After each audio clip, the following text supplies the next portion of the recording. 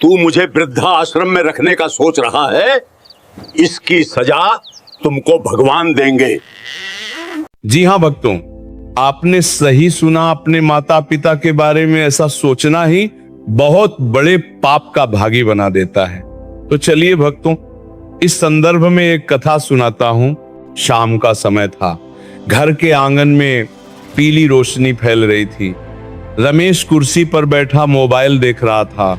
वातावरण शांत था, लेकिन उसके मन में अजीब सी बेचैनी थी। मोबाइल स्क्रीन पर एक वृद्धाश्रम की वेबसाइट खुली थी।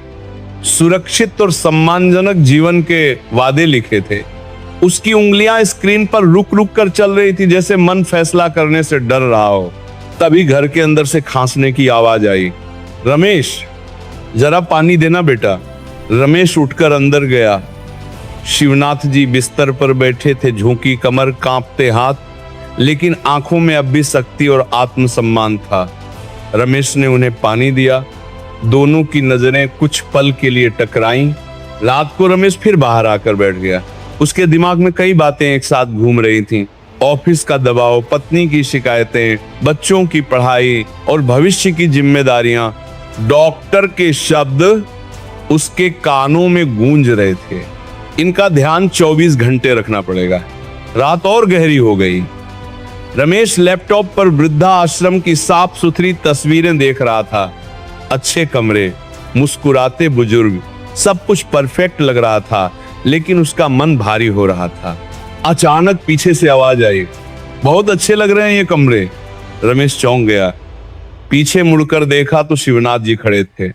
कमरे में सन्नाटा छा गया। कुछ देर बाद पिता ने धीमे लेकिन सीधे स्वर में कहा, तू सोच रहा है मुझे वृद्धाश्रम भेजने का, है ना? रमेश कुछ बोल नहीं पाया। उसकी चुप्पी ही जवाब बन गई। शिवनाथ जी ने शांत स्वर में कहा, मैं भी आश्रम ढूंढ रहा हूं ताकि तू अपराध बोध में ना जिए। फिर उन्होंने मेज पर घर के कागजात रख दिए। रमेश की आंखें भर आईं। उसे लगा जैसे पिता अपनी पूरी जिंदगी उसके सामने रख रहे हो। अगले ही पल रमेश रोते हुए पिता के पैरों में गिर पड़ा। मुझे माफ कर दो बाबूजी।